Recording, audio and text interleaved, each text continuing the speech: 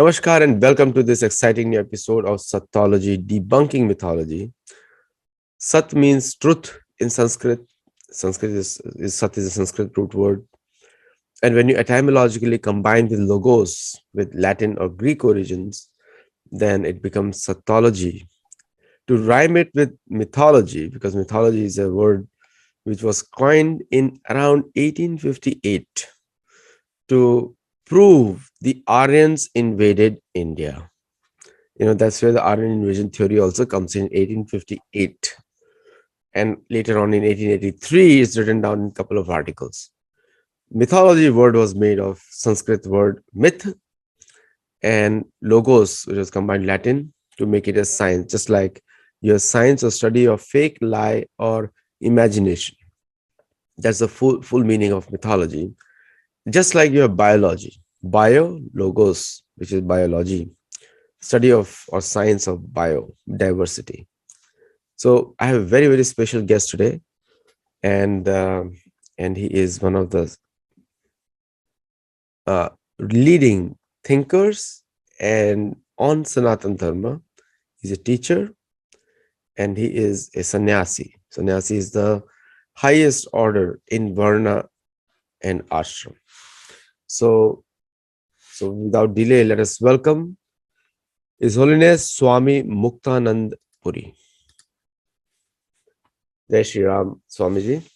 Jai Shri Ram. Thank you for having me. Swamiji, one of the topics which you gave, and you are authoritative in that. So when we talk about sadhana and sadhak, and this is the topic of discussion today. So do you think that everybody does sadhana, or they have to do sadhana? Or what is the meaning of a sadhana according to you? Actually, there are these four words. There is this word is the basic word is sadhan. Sadhan is means in English.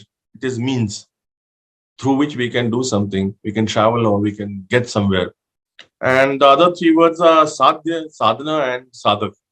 So sadhya in simple words is the aim. Sadhana is the practice to get to the aim. And sadhak is the person, the aspirant who sits and does it. So in simple words, is the sadhana is the means to get to the aims that the aim that you have set for yourself. So in the given case, it's a spiritual goal we are talking about. Of course, we have the word sadhana is also used for other things such as swar sadhana, for example, meaning singing. In our tradition, in typically in the Indian tradition, if somebody can reach be enlightened or reach self-realization through swar sadhana also, for example. So, but in this context, it means specifically spiritual practices. So in the siddha, when we say siddha, what does siddha mean? The word siddh means perfected. So Swamiji, when we talk about the world of sadhaka and bhakta is also another word used. Nowadays it's a very negative word, but bhakta is a very high title for somebody. So we claim to be a sadhaka, not a bhakta. So is it the right way to say it, or what is the thing which we should say it? I think we are jumping a little bit ahead. I think I'd like to address first. Of course, I can answer your question to answer it. But those word terms, sadhak, bhakt is actually used for a person who is a devotee of God. So there are different ways of doing sadhana. One of them is bhakti yoga. The other is raj yoga, ashtanga yoga, what is commonly termed as. Then you have mantra yoga. You have mantra and tantra are related together. Tantra, of course, has again been given a negative connotation by all these people. Then in the Gita, we have dhyan yoga, karma yoga, jnana yoga. So that way there are different streams and different paths in terms of sadhana. Now, when you do sadhana, your devotion to that sadhana and your devotion to, in a certain sense, to that to the process of self-realization, to enlightenment, to the process of we say Isht Devta. Actually, there's this big debate which keeps going on where people say that in Yoga Sutras there is no God. But if you actually go into it, then you will find in a certain place where he says that Swadhyaya Isht Samprayoga, Isht Devta Samprayoga. So Isht Devta means a form of God, you can say over here. And so he says that when you do Swadhyaya, it brings you closer to God. So by Swadhyaya there, he means mantra yoga basically, so that when you do your mantra, you do your jap, then at that point you will reach this closeness to the Devta who you are doing sadhana with. Now, if we go into details of sadhana, it's a very long topic, but the first question which I think is more important is that when people say we will do sadhana and we have an aim, then usually this aim is people start out with such words like self-realization or liberation or enlightenment, moksha, nirvana, mukti. So I think that it is a rather, for 99% people, it's a little vague because most people don't have a clarity of what that means. So it's a process because when you start your sadhana, when you are going on a certain path, you want to, the basic thing is that you want to improve yourself from from the point where you stand. Now, if you're standing at a certain point, you are working to improve yourself and you're working to learn.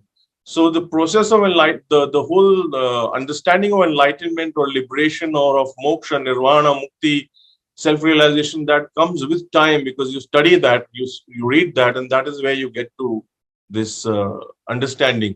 So the process of sadhana then has other practical aspects where we are doing,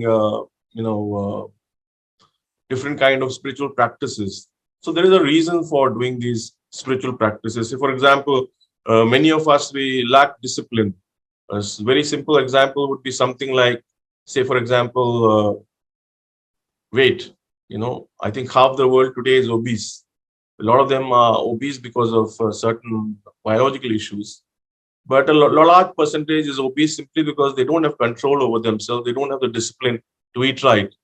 So that is one aspect which is visible right in front of us, where we can see how in the world today where people are well off, one finds that these people are not being able to control their minds and they are unable to, even eat properly. So this is where the discipline aspect comes in. Then this goes on further on control over minds, habits, Then we have these emotional issues which plague us. We have some behavioral issues which are plaguing us, reactions to various things, some emotional stuff which keeps happening all the time, such as anger. One of the typical things which is happening in the world is stress, which we have to tackle. Effectiveness in working because of various issues. Then there is a limitation of knowledge, of pattern, of education, which puts a limitation on our mind, which doesn't let us get to our goals. In the same way, there is this ability to accept, rather to reflect the truth, which is the main limitation in terms of sadhana to make us become self-realized. So all these factors are important in sadhana. You mentioned some important points on devtas and multiple gods. We in India, we call them devta, which is different than multiple gods, which the West refers to. Oftentimes, the West refers to them as demigod. And just to belittle them, this is a Christian word used for any other deity which is not Christian in origin is called a demigod. That's the English word they use for it. So when we talk about sadhana, now there is a very famous shloka in Bhagavad Puran. Vadanti tattva tattvidas tattvam yajnana vadvayam brahmeti paramatmeti bhagwan iti shabdate. It is said that very intelligent people, they either they do a Brahman, they approach Brahman, Paramatma, or Bhagavan, all three. Now, these are the three becomes objects. And Sanskrit shloka in Bhagavad Gita says, Yatra Yogeshwara Krishna. Sanjay says that. So now, for the people in the West, and when they are performing their sadhana, what is the best way to approach in this three options generally they have? Because they are very used to going to a person, it's a very charisma driven society. So it's like somebody has to be that's why they made Jesus with the flowing hair, and just all imagination they put into that figure, that what it is. And also they have an idea that God is a very punishing God. It's like he is going to punish you on every problem that you will have in the West. And Yes. so generally that concept of love is out of fear, which is, please save me, please give me my daily bread, please give me, fulfill these wishes. Now, so that because of that fear, that the sadhana aspect goes missing. It becomes a belief word. If you don't believe in it, that means you are a sinner. So the English word sin is connected to belief. What is your, as per what you would like to tell them, that how in sadhana all these factors are not there, fear is not there? See, you asked actually a lot of questions in one question. So, but let me start by saying that it's rather futile to compare one system with another, especially if you're taking these Abrahamic religions and trying to compare with Hinduism, because that is why I said that when we look at sadhana, the question which comes in front of us is that we have all this God and self-realization and enlightenment, liberation, mukti, moksha, nirvana, all kinds of words which don't really mean anything to the average person. So this average person is standing there and somebody tells him you must do spiritual practices because you want to get become self-realized, or because you want to get liberated, or because there is some God sitting out there who will punish you, which may be in Christianity, but we don't have any such concept in Hinduism. So, but basically, from the practical point of view, which is why I said that the first thing that matters is where are you standing and what do you want to achieve. So you are saying, okay, I'm standing here. I have these issues, which are some maybe emotional issues, some maybe physical issues, some maybe mental issues, something related to your work, something related to behavior, effectiveness, and all that. So those are the things. Those are places where you improve yourself. So the sadhana is fundamentally going to work towards bettering yourself. The first idea of it is how to better myself and how to realize who I am and what is the truth. How to make myself a better person. So here, the in Hinduism, we don't have any such concept. We have one God, but that God is represented by many devtas. Now, what typically happens is that when we are speaking of devtas or we are speaking of upasana, you have some person who comes in who is completely ignorant and who has no idea of anything. And so the guru tells him, okay, you stay over here and you do seva. Seva means that you serve people over here, because that is all he can understand, or he or she can understand. So they initially do service, and then when they start maturing a little bit, they start seeing their reactions. So when they are into karma yoga, they are doing something. While doing that, sometimes they're upset, sometimes they're happy, sometimes they feel low, sometimes they feel on a high. So the teaching is that watch your emotions, watch yourself, watch what you're doing, watch that your what is your internal state.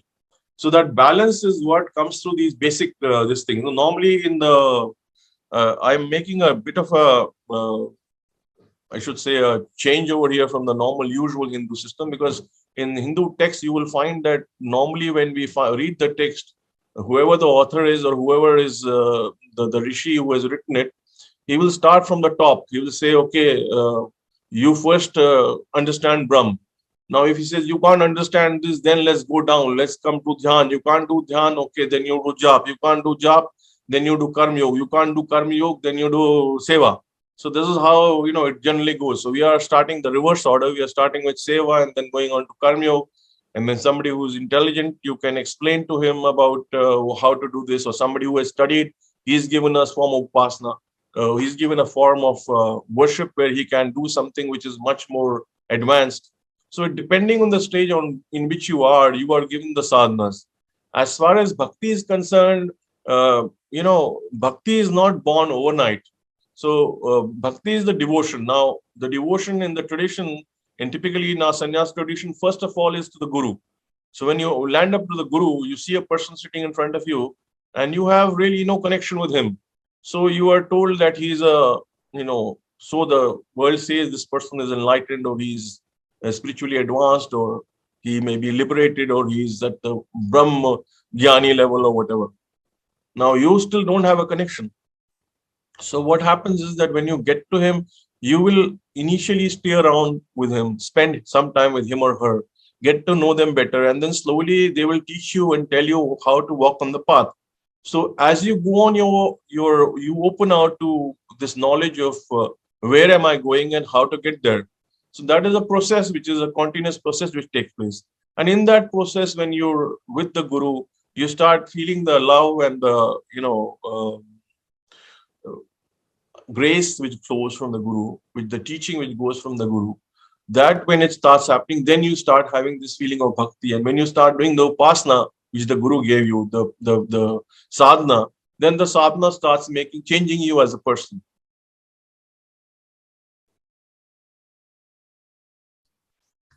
The internal aspect of cleansing, which you're mentioning, the progress, and you mentioned also guru, because the word guru is thrown around in the Western world like karma. Yes. It's like this is a guru, this is a pandit, this is a guru, and this.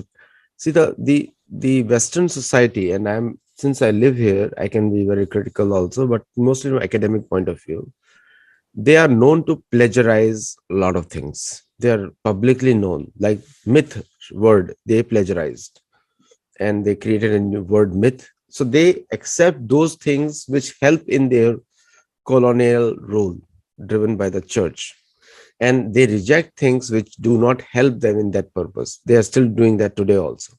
It's built into their psyche that, and purposely told by the church. I've written 9 books, and one of the books is Gold, Glory, and God, which is exactly highlights that the entire colonization was done for gold, for glory, and glory for the church, gold for the church, and God, because that's what they learned after the fall of the Roman Empire, that God is one factor. If they control, then they can enslave the world. This is what they learned for. Now, in the Sanatan Dharma or Hinduism or Hindutva, whatever word you want to call it, we say that empowerment of individual so that they can think openly, and that's all the whole purpose of sadhana, which is a banned feature in the Abrahamic faith. No sadhana is needed, just belief. If you believe Yes. in it, you are this. So for them to tell them this process of internal cleansing, which obviously they have come up with new word called faith and works, which is what they do, and also intelligent design, which they rejected because they don't want anyone to be an intelligent designer of the world. Now, if you look at that from their perspective, what will you tell them that will help sadhana, can help them attain their own complete self? Uh, firstly, like I said, this comparison which is there, you see, when we look at the West and we talk about Christianity at that point in time, what is happening is that it's not just Christianity. The people who run the governments or who are in power, they are not using, for example, today there is a term which is in the common world called hybrid warfare. Now, hybrid warfare today, people say that the Third World War will take place, but many who find that the Third World War is already going on, because you find that there are economic things happening, in the world. There are all kinds of the church is involved in something, the corporates are involved in something, the press is and media is involved in something, you have the defense involved in something. So it's a multi-arm thing which is happening at the level of the political stratosphere. Now, this is not something which is of a concern to us or to me directly in the sense of teaching the sadhana, you see. So when a person who is coming to us, the basic question which a Hindu starts out with is, who am I and where am I going? So who am I is the question to begin with. So then that search goes on to get to the point where you get to, work towards realizing yourself and bettering yourself. So from a perspective of a person who comes to me who is new, the question is that, do you want to improve yourself? Now, if you want to improve yourself, we have various techniques, we have traditions in which you can work to improve yourself. There are certain techniques which change your consciousness, which change your intelligence faster. There are others which work more slowly. Are you ready to pay for that change? Now, paying for that change is not in the sense of monetary, payment. I'm talking in terms of the change which by itself which takes place, because you have a certain set life. When you try to change yourself, you change your life. And so, are you willing to go through that pain, to go through that change, to achieve that change? So that is what the whole process of sadhana is all about. And Westerners who come, I find that a lot of Westerners, I travel to Europe usually, I find a lot of people are in a lot of pain, and they have a lot of emotional issues and mental issues and s- different kind of issues. So when they do sadhana, this sadhana helps in the internal purification and removal of these negative issues. Actually, there's a technical part of it. When we go into the subtle system, we have what is called the mental body, and the mental body is got three layers called the pranamaya kosha, manomaya kosha, and vijnanamaya kosha technically. So this pranamaya kosha is like an interactive, sheath between or an interactive layer between the body and the mind. The manomaya kosha and the vijnanamaya kosha are the main ones which are doing the work. Manomaya kosha is basically, from my understanding, the emotional body where all the emotions are stored, and then you have the intellect part, the vijnanamaya kosha, which is the decision maker, which takes the decisions. Now it is disturbed by all these emotions which are there, which are not really letting you take clear decisions because of various emotional factors. So when you start cleansing those emotions such as anger, fear, all kinds of other negative aggression. So when these are cleansed, then you become a better person. So from our point of view, we look at people and say, this is how you can better yourself. So when you come to us, this is what we'll work for.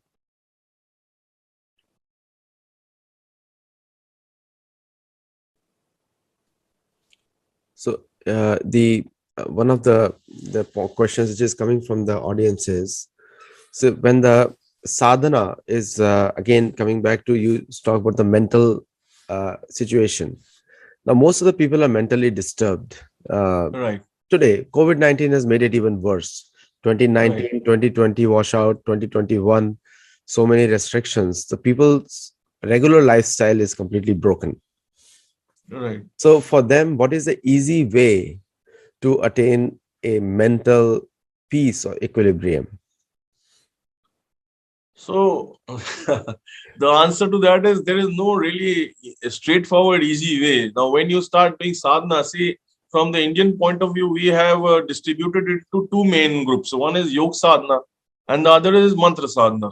So in yoga sadhana, which is more suited to the Western world, one finds that when one does sadhana, there are many, we have Ashtanga yoga normally, which we talk about, and so there are 8 steps of this sadhana. But from a practical perspective, usually people do asana, which is all kinds of physical exercises, more or less, but they are done in a way in which yogic form, in which they help cleanse the system. And then there is this pranayam, which is there, and of course meditation. But for meditation, you need a certain preparation.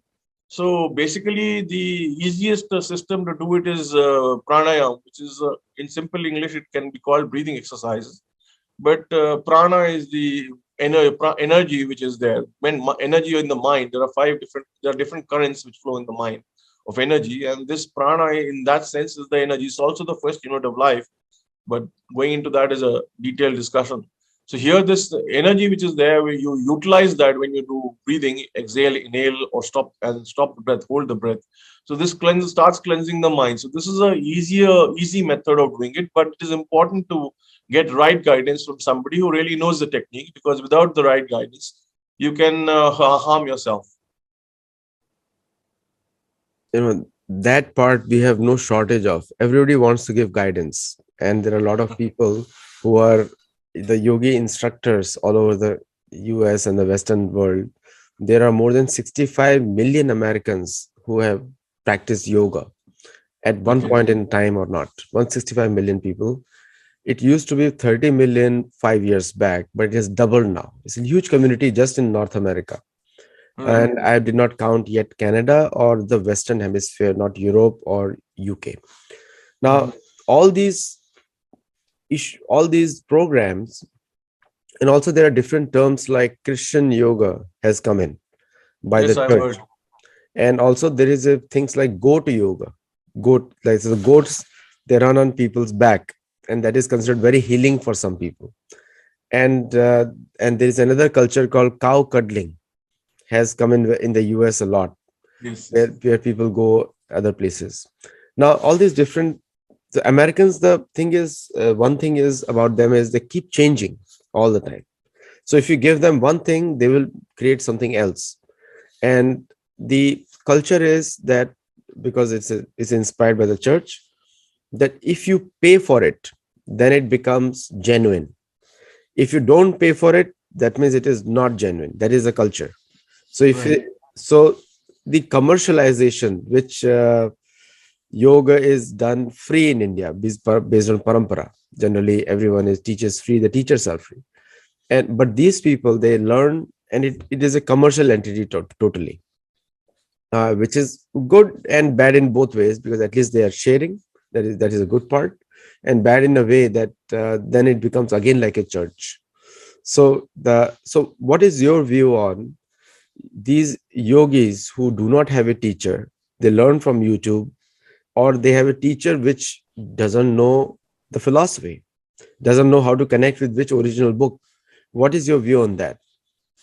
See, actually, the thing is that when I landed up in Russia a long back one time, and I think it was the first time in 2006 or something, and somebody came to me and asked me, which book did you use? And I was like, what do you mean by book? So they said, no, but this, you must have studied from some books. So I was like, no, we don't study from books. We study only through the tradition, only the guru teaches us. So this concept of guru and the understanding of this is lacking in the West. So therefore, because what is we have a saying in India, uh, Jad Chetanta nahi deta, Chetanta Chetanta deti hai, which means that something which is inert will not give you high consciousness.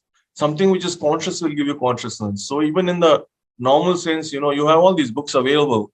And suppose you decide to do medical or engineering or something, you don't do that by going straight away to the getting hold of the books and reading them, and then you decide to go and give somebody injection or do operation for somebody or something else like that. It doesn't work. So if you really want it to work, you have to go to a person. The person is going to teach you how to go about it, and you actually learn from the person. So therefore, anybody who calls himself a yogi and has been doing learning from YouTube or learning through books is not really a yogi. Of course, he is trying to do something on his own. Now, it's not a DIY. Yoga is not a DIY thing. So, and the other thing is that what happens typically is when we are practicing sadhana, there is actually which is this part is I don't know whether I mean I find that a lot of Westerners don't really tend to understand this, because there is a transmission of energy. So this energy which is transmitted is almost like giving a physical thing in a certain sense, is almost like giving a possession to somebody. So when the guru is giving a mantra or he's passing on some technique to you, usually if he's on a high level and he has been authorized by his teachers, because the authorization comes from the lineage. So it is not by yourself. We have this term Swayambhu. Swayambhu means somebody who has come on his own and he declares himself as a guru or declares himself as a teacher. Now, what happens in the tradition is that we don't allow that in our tradition. According to the tradition will give you, like my name, Swami Muktanand Puri. It was given to be my teacher, Swami Shukdevanand Puri. He was given his name by his guru. He was given his name by his guru. So the lineage continues like that. And in the same way, like in the Sri Vidya lineage, I am the 63rd in that lineage. So the transmission of the mantras and the practices has been passed on to me by my guru, Guruji, which is how I have received them, and which is how I will pass them on further to somebody. So when they are passed on, the impact and the change which they do in your system is very large. So that is why it's always good to learn from a person who is from the lineage and the tradition. As far as this question about cost is concerned, this is a moot question actually, because what happens is that when you look at the state of affairs which were long back, that was different from what it is now. Now, one of the things I keep telling people is I've been very lucky that I am a monk at this time, a sannyasi at this time, because I can go to various gurus and everybody is willing to receive me and everybody is willing to teach me.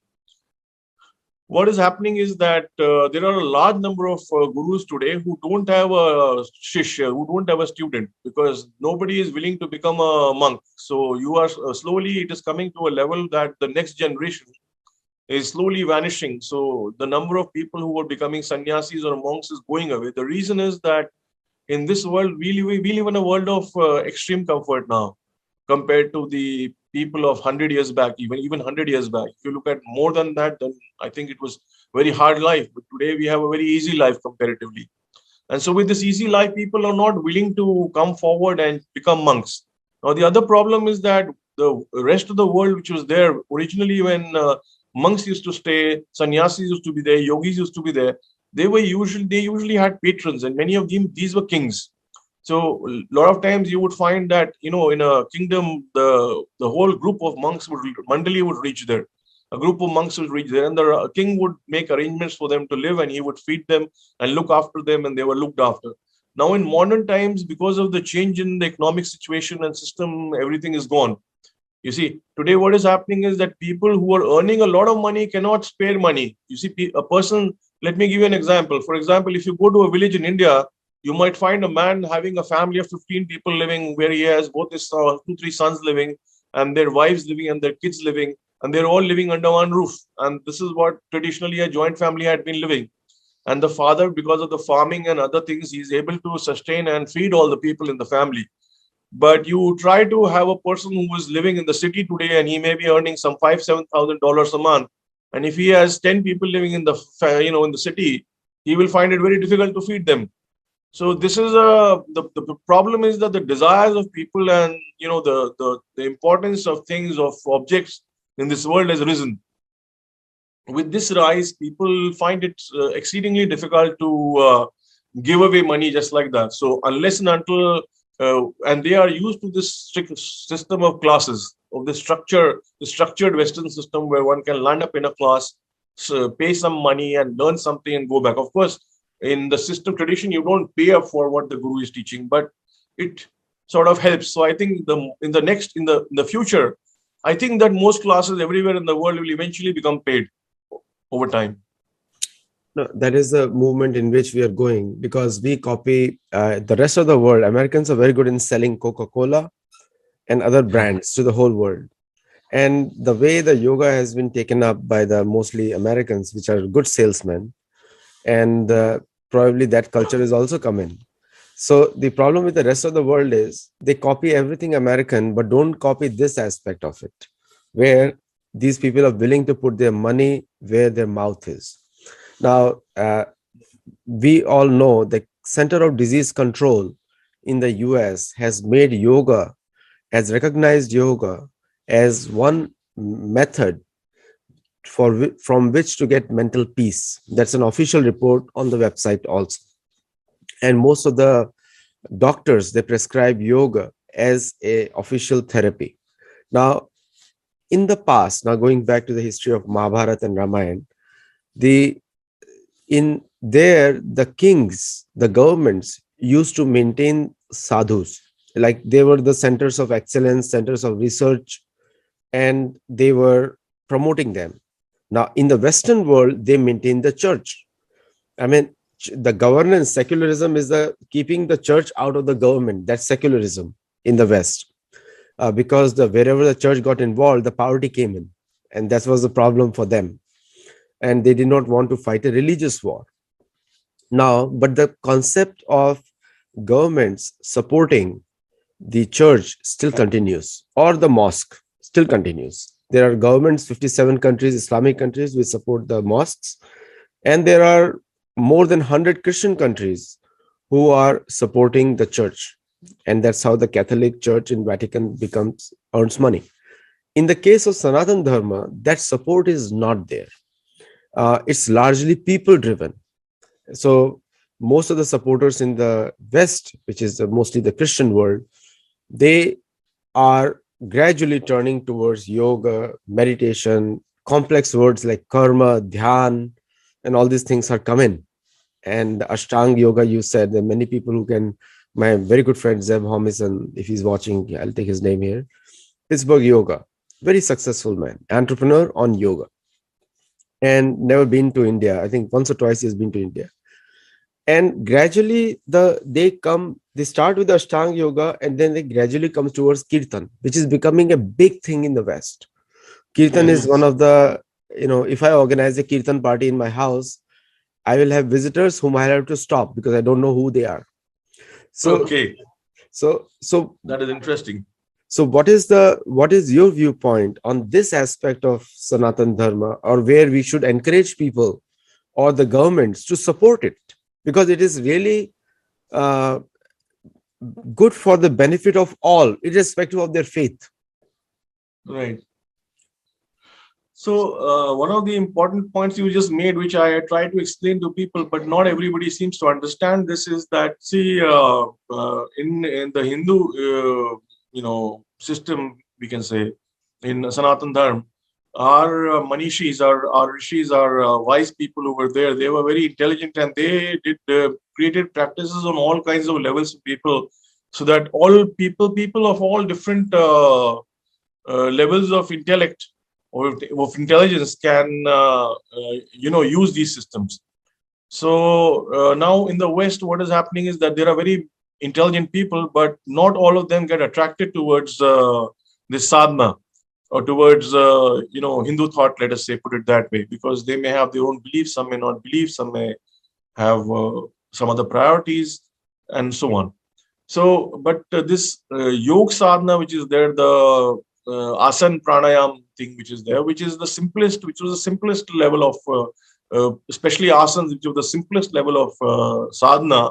They were easy to take up by people, and they can be sort of learned even on your own. They are learned, of course, on your own, but the thing is that when the change is not so fast because you don't have a proper guru. If you have a right guru, then there is an energetic response also in that, and that creates a faster change than anything else. So that is one of the gifts which we have, which Sanatan Dharma has given to the world. And people usually start off with this asan, with these exercises, and then eventually they start realizing there's a change in them which comes because, as you have just said yourself, that in the West they have done numerous studies and found that when they do all these practices, including meditation, the mind calms down and the person starts feeling much better. It has a very positive effect on the health. So people start slowly, after some time they start practicing, trying to get higher to a higher level. They try to elevate themselves by getting to practices which are at a much higher level than when they started off. So one of the easier practices, which is bhakti, is singing, which is what I said, that singing can also elevate you, and there you come in with kirtan. And basically, when we look at yoga, we have this term called bhav samadhi. So when you are doing kirtan, it is the easiest chance for somebody to get into a bhav samadhi. He can come to a stage where he suddenly realizes that the body is not everything. There is something beyond the body. So these experiences are the one which put you to a particular, it put you into a journey where you want to go on a path to discover yourself. So this is exactly what I was saying in the beginning, that one starts sadhana, you don't know where you're going, but as you go on the path, as you continue practicing, you finally reach the level where you are able to realize which way you want to go and what is your final aim. The belief versus experience is a huge debate. Like you just mentioned the word experience in kirtan, you can experience in bhav samadhi. I can believe that the honey is sweet, but if I don't take it out from a spoon from a jar, put in the mouth, I won't have faith in the honey being sweet. So what do you have to say on these belief-based cultures versus experience-based cultures, which is sadhana? So what do you have to say on that? See, actually, this sadhana, when we talk about that, what happens actually really is that, I'm young, of course, but I belong to the old school, the way I put it. Now, in the old school, when you went to the guru, he never started teaching you anything. In the sense, he didn't give you theory to learn. Today, what is happening is with the Western education, first people want to learn up all the theory, and then they want to go and do the practical, which they may do or they may not do, but just knowing the theory, they believe that they know, they have the experience, or they know about it. But that is not knowing about it, because you have not experienced it. So if you had to go to an old school teacher, he would typically put you on something and say, oh, here's the sadhana, you start doing this. He might give you some breathing practice, or he might give you some stotra or something to read, some mantra to do, something to do, so that, and when you started doing that, there's some change started taking place in you. And as that change took place, then the person who was practicing, he started changing. And with the change, he wanted to learn more. And then he started reading the theory also, following the teacher also, and all that. And then this is the way he went to a higher level, and he reached something. As far as the belief-based thing is concerned, that is not our way, because typically when we don't consider belief as valid. In the Hindu system, we have typically got four parameters which have to fall in place for us to accept something. So these four parameters are: number one, it has to be logical. Number two, this has to the scriptures must say the same thing which is the logic is saying. Number three, the your experience which you when you practice should also be the same. Number four, the gurus or the teachers or the tradition must also uphold the same view which you have reached. When all four of them fall into place, then this is considered as a valid knowledge. So that is how the system works. So this blind belief, the system of belief, we don't really agree to. It is against our system when we say believe in something. Now what does happen, of course, is that when we are talking about belief, there is this counterproductive system also of over questioning sometimes. Say, for example, if I say this is A and somebody says, why is this not J, for example? So you cannot start like that. You have to say, no, A is A, you have to accept it. So somewhere you have to accept, but then eventually when you start learning, you will question whether this is right or this is wrong. So we don't have this blind system of belief. We have some system of having some central beliefs, but these central beliefs are also based on certain, logical or traditional knowledge which we have. You put it very wisely, Swamiji. The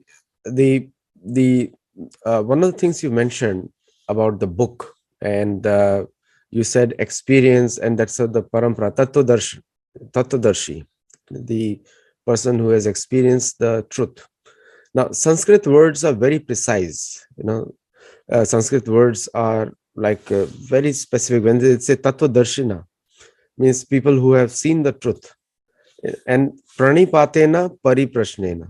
So pranipatena comes first. Tad vidhi pranipatena pariprashnena sevaya.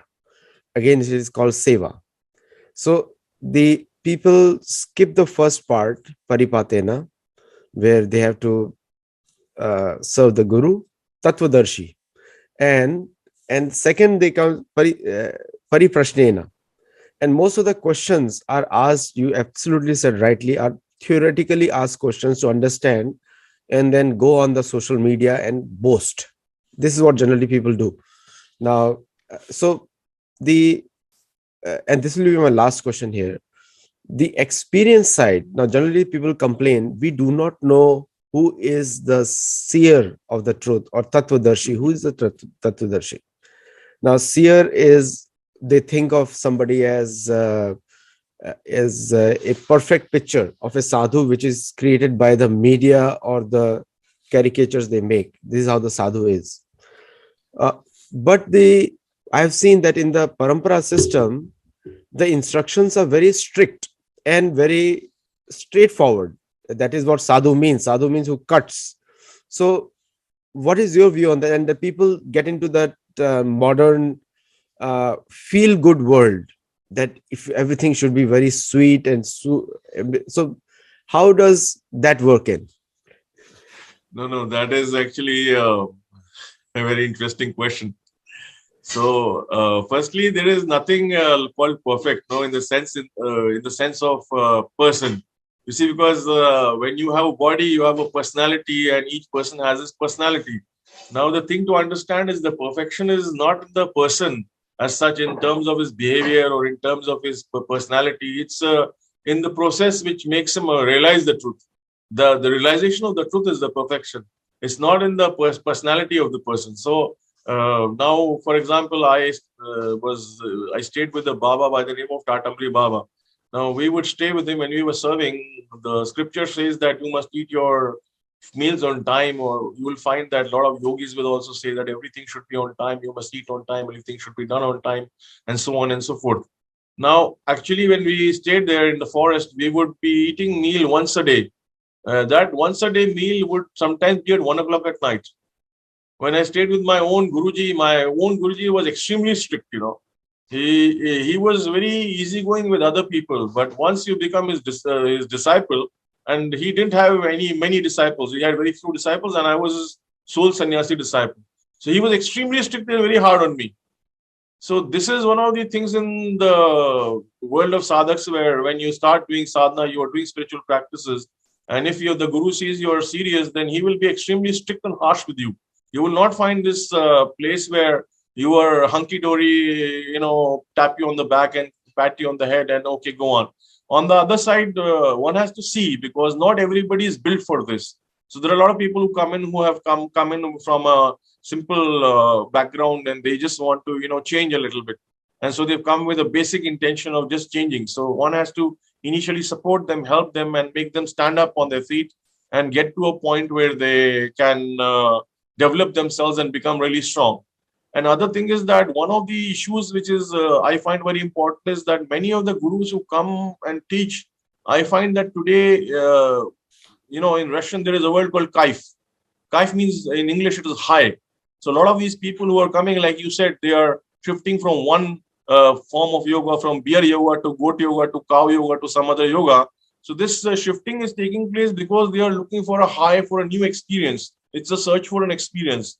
So many of these people are not really built to be sadhaks, because they will come to a guru, and the guru will pass on some practice which will give them an experience. So that, because now the person is not ready for this sadhana, but you have given him a sadhana which is really potent, and because it's potent, it gives a strong effect, which gives you like a high. And once you get this high, then you feel that, oh, something big has happened and all that, ha ha ha. Like, and then finally, the actual sadhana which you must be doing, the practice which you should do, the regular daily practice which will actually change you and actually get you to some point of real spiritual development, that does not happen.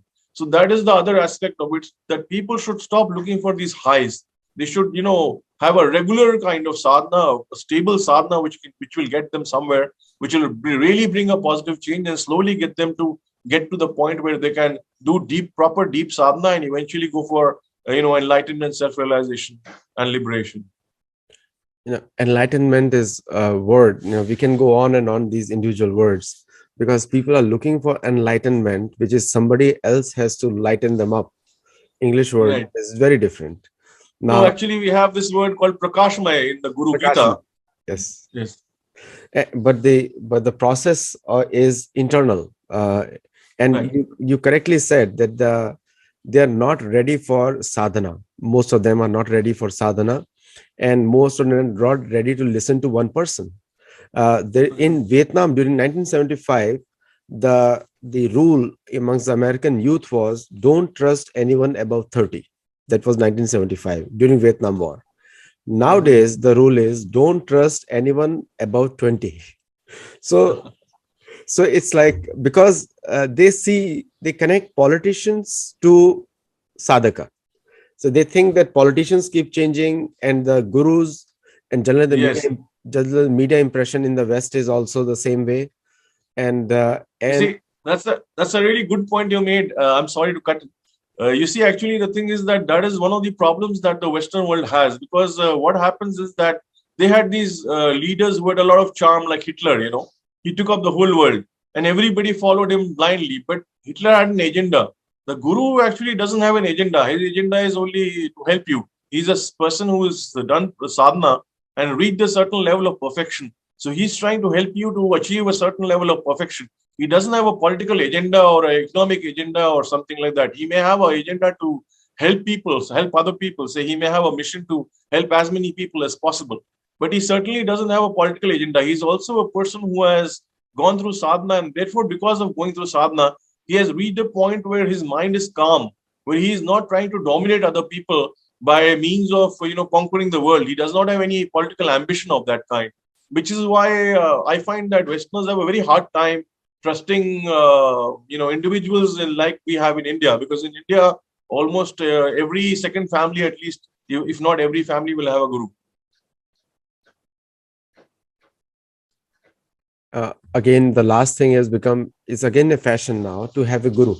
Is also become a fashion now, big thing. And they're very genuine seekers are also there, genuine people. I mean, I would say 60% people are genuine and they can understand things. But the having a guru is a fashion, become a fashion in the US also. I live in San Diego, so if you go to Laguna Beach and LA, and these are like a yoga belt. It's like you'll Okay. get more yoga studios per square mile than anywhere else in the country. And veganism or vegetarianism has become a high class thing now, high class. Right. So the Right. most expensive restaurants and places will be vegan, yoga friendly. That's the word they use, yoga friendly. Now again, these are all fashions and commercial terms. That's how they distinguish, Right. because it's ingrained in their culture that if you don't pay for something, that means it is useless. And but when they come to India, they go to Rishikesh. Rishikesh is the most visited place by most of the yogis in the world, yoga capital. Now they see a yoga and a tradition, and they will learn from it. But when they come back to the West, then having a guru is a fashion. And one question is asked all the time: how do you find genuine gurus? For my channel viewers, I can say that there's one is sitting in front of you right now. But how do you find a guru? What is the criteria? See, this is a very nice and interesting question you asked, actually, and I'm happy you asked me this. Actually, what happens is that in India also, we have a population of 1.4 billion people. So here, among the spiritual people, always there have been some people who have been conning others. They have been charlatans and all kinds of things. So you cannot really get to know unless and until you actually spend some time with the person. Usually, the media will give you enough information today about a person and about his background, what he's doing. You can listen to his speeches, his or her speeches, understand what they're talking about, where they are focused, and all that. So that will give you a really good idea. But all kinds of sadhus, sannyasis, mahatmas, yogis, practitioners, they all have different backgrounds and they have different interests and they have different personalities. So there's no one personality that one can see where you will find that you can say this is a slot in which you can put somebody and say, these are the qualities this person must have. Because I have had the opportunity of meeting about maybe 60 to 70 very high class, high level sadhaks. Most of them were monks, and many of them are no more because they have left their body. But from childhood, I have been watching them, going to them, and after I became a sadhu, I've traveled out of my way to go and meet all of them, and I found that all their personalities are different. The common factors among them, if one looks at them normally, is that they will try and help you, but even that they are not. That is not always true. In some cases, some of the highest level monks will chase you away because they think that you're not ready, you're wasting their time. So there is no one such this thing. Only one of the things that you should do as a habit is to go and meet different monks, different sadhus, different sadhaks, different sannyasis when they come. And when you keep meeting them, you will get some experience, some idea from them, and you will connect to somebody. The person you connect to is the one you should be going. And if you get conned, that is not so bad because that is also an experience. So if somebody conned you, that does not mean that there are no spiritual people. Please go out again and look for the right person and find him. Absolutely, this is a journey, and you have to make. Sometimes you may not catch a wrong train. It may be slow train.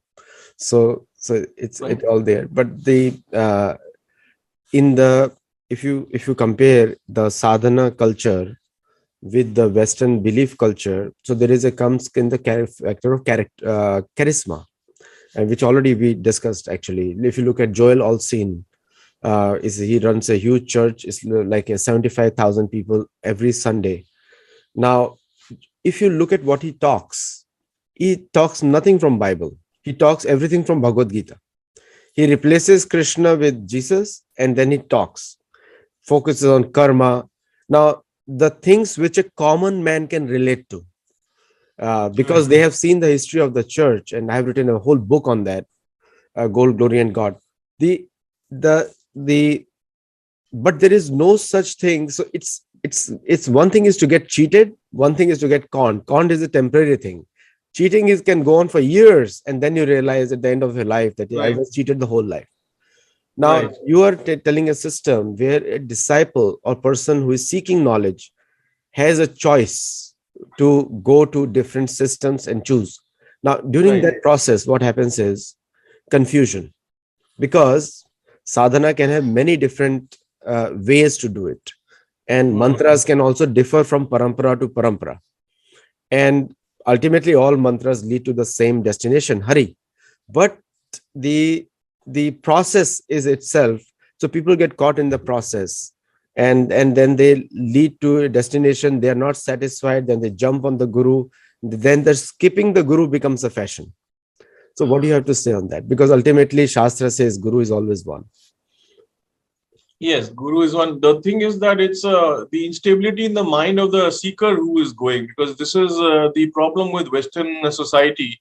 You know, this Facebook, Twitter culture where you just came up and said something and wrote something on someone's timeline or friend's timeline and you went off. And then it's just happening every few minutes and you're being distracted by various social media. You're distracted by various other things which are happening around you. So this attention span which is there, it has reduced, number one. Number two, and people are not trying hard, working towards building it also. And as far as the this question of the right guru and wrong guru, it is a very difficult to answer question. It's eventually connecting and staying with somebody. Now, if you look at people today, I think that youngsters, they are not even being able to hold on to the marriages. They get married to one person and then jump and skip and go to the next and third, and they have all kinds of relationships. So this is destroying the fabric of stability in your life. So one has to learn to be stable and to go to a person who trust one person, stay with one person, practice with one person. I give this example during my lectures. Usually when I start, I say that suppose you had to dig a well in a field, and you found, when you have a large field and you went there and you started digging and you dug some 10 meter and then left that and then went to the another place and dug 15 meters and 20 meters and 10 meters and 5 meters and 7 meters and 25 meters and 30 meters, you would have a whole field with full of holes, but you will never find water because you are not staying in one place and digging. So you have to stay in one place and continue with one process and one system repeatedly if you want to really succeed, which is what I had pointed out, that this culture of skipping from one guru to the other to the third is it's actually counterproductive. It's just if you're looking for a high and it's something temporary which you look for, then it might be fine for you. But if you're really looking forward to doing sadhana and changing yourself, and you really look forward to, and that is one of the other problems, because people are not really interested in changing themselves. They are happy with this idea of enlightenment, but they are not really ready to practice enlightenment. They're not really ready to work towards getting enlightened. So I find that they will start the process, and when they change, it is like having your cake, trying to eat your cake and have it too. So you can either have it or you can eat it. Now they are trying to have it and eat it at the same time, and they don't want to change themselves, and at the same time they want to change. So that is not possible. Thank you so much, Swami, His Holiness Swami Muktanand Puri ji. And for all the viewers who are watching, you can search him out on Google. You can check it out, his what they teach, and also their school of thought they belong to. And I'll also give the links for that in the video. And thank you so much. Jai Shri Ram, and thank you for coming on the show today. Thank you for having. Jai Shri Ram.